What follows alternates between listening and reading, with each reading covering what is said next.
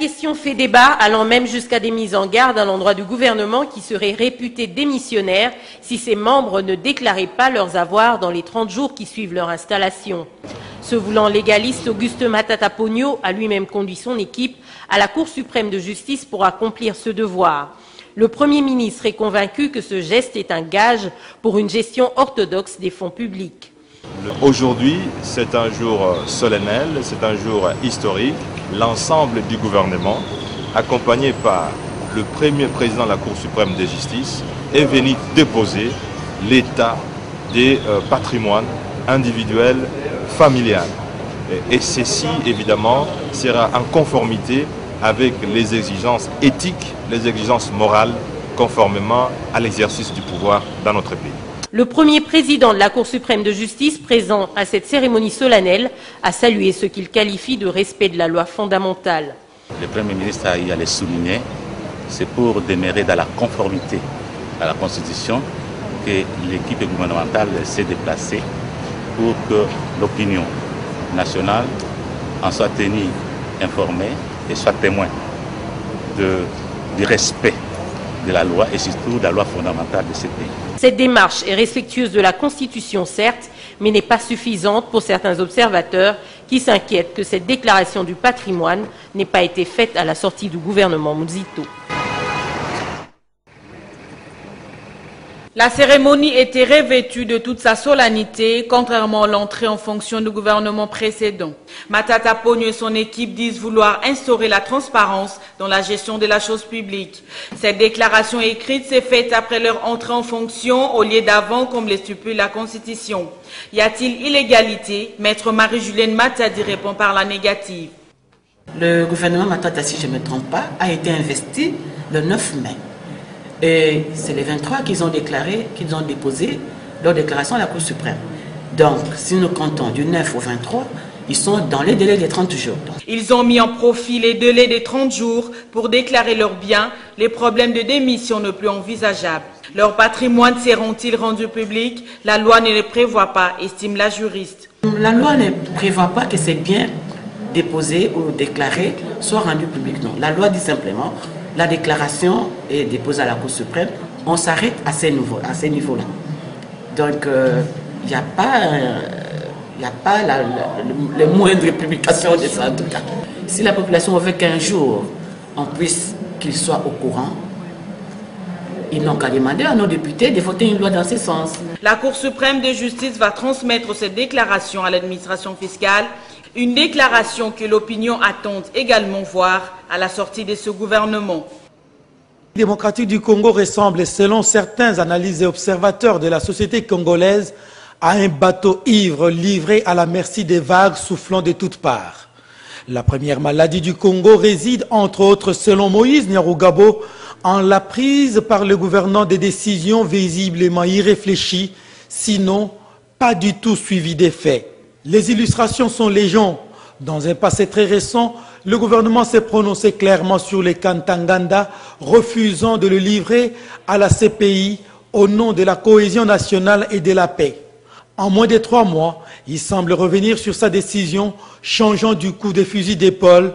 Tanganda doit être arrêté et déféré devant la justice nationale, dans un premier temps peut-être, et la justice internationale pour la suite. Toujours dans le même ordre d'idées, le gouvernement a interdit le parking dans les postes de police à travers la capitale. Rien n'y fait. Autant pour l'interdiction de la vente d'eau en sachet, le commerce se porte à ces jours plutôt comme un charme. Et cette batterie de mesures a été réduite à un chapelet de bonnes intentions. Et tout récemment encore, l'autorité se réveille un beau matin et décide d'évacuer les vendeurs des marchés créés de fait. Des gens qui vivent au taux du jour ont été dispersés. D'autres ont même perdu biens et argent. Bonne décision peut-être, mais l'autorité ne propose aucune solution palliative. Chose curieuse, les marchands victimes de cette opération coup de poing payent journellement des taxes perçues par ces mêmes autorités. Il ne faut aucun doute que c'est fort de cette situation que l'ancien ministre des Affaires étrangères belge, Karel de Gucht, de passage à Kinshasa en 2009, a déclaré à son arrivée en Belgique, je cite, « Il n'y a pas d'État en République démocratique du Congo. Fin des citations. Avait-il tort peut-être, diraient certains, mais l'on vient en politique pour résoudre des problèmes qui se posent aux citoyens. Il y a peu encore, on a entendu dans la sphère politique congolaise la tolérance zéro et la refondation de l'État congolais. Le tout s'est passé comme des slogans creux sans avoir résolu le problème. Les Koulouna restent maîtres dans la capitale et la corruption institutionnalisée progresse. Reste donc à réfléchir sur les raisons fondamentales de l'inefficacité de l'État congolais dans ses prises de décisions, un État incapable d'apporter des réponses idoines aux problèmes de ses populations. D'aucuns proposent, avec raison peut-être, d'abord la renaissance et la restauration de l'État sous-tendu par le respect de la loi, donc de l'autorité, la justice équitable pour tous, la répartition équitable du revenu national, le combat sans merci contre les antivaleurs, la corruption et l'impunité, entre autres. La République démocratique du Congo, dite un pays d'exception, ne souffre pas tant de manque d'idées ni d'hommes, mais d'abord et surtout de volonté politique.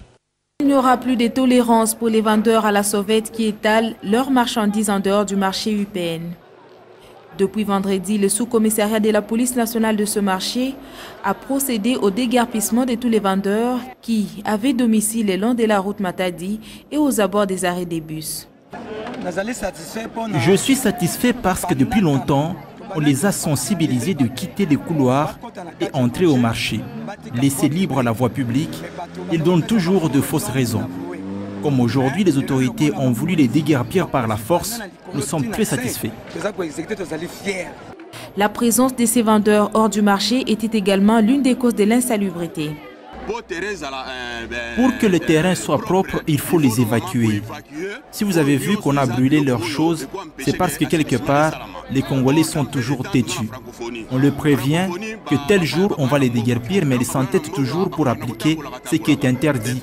La police a appliqué sa force. L'action de la police a été saluée à sa juste valeur par les autres vendeurs du marché. Elle préfère occuper les endroits interdits en lieu et place des étalages. Auguste Matata Pogno ne se donnera pas une seconde de répit tant que subsisteront les difficultés de transport en commun, véritable casse-tête pour la population quinoise. Voilà le pourquoi de cette séance de travail avec ses collaborateurs. Objectif, mettre en pratique les instructions données par le chef de l'État Joseph Kabila en la matière. Mesures visant à améliorer dans les brefs délais les conditions de transport dans la capitale. Il en ressort un cahier de charges bien défini avec des mesures à court terme, dans l'implantation d'une usine de montage des bus à Kinshasa ou Lubumbashi, la remise sur pied d'une 50aine de bus des sociétés City Train et Stuc, ainsi que l'augmentation de la fréquence du train urbain. En termes de mesures à très court terme, quasiment d'application immédiate, il y a d'abord le renforcement de l'ONATRA qui doit nécessairement maintenir ces 5 rotations par jour au lieu de 3. Il faut nécessairement que l'axe gare centrale Kinsuka et qui continue par là, puisse aussi être restauré. Il y a la STIC et la City Train qui sont des sociétés de transport routier. Là aussi, il y a 25 bus pour STIC qui sont à petite réparation, qui doivent être réhabilités immédiatement, ainsi que 46 autres bus à réhabilitation qui doivent aussi être réhabilités. Du côté des City Train, il y a aussi une 40aine de bus qui doivent être réhabilités et très vite. Nous allons dès demain apporter les appuis ponctuels sur le plan financier qui sont indispensables pour permettre justement la restauration de la capacité de transport qui existe, mais avec des bus qui sont quasiment immobilisés pour des petites réparations. Ça va être fait et ça va être fait très rapidement. Un appui va être également accordé à l'ONATRA dans ce cadre-là pour lui permettre d'assurer les fameuses rotations. Je pense que Son Excellence, le ministre des Transports, a omis de mentionner que nous allons également travailler dans le sens de restaurer le transport entre Kinshasa et Kasavubu. Les ministres concernés par cette question cruciale du transport étant instruits, Reste à présent à produire les résultats attendus.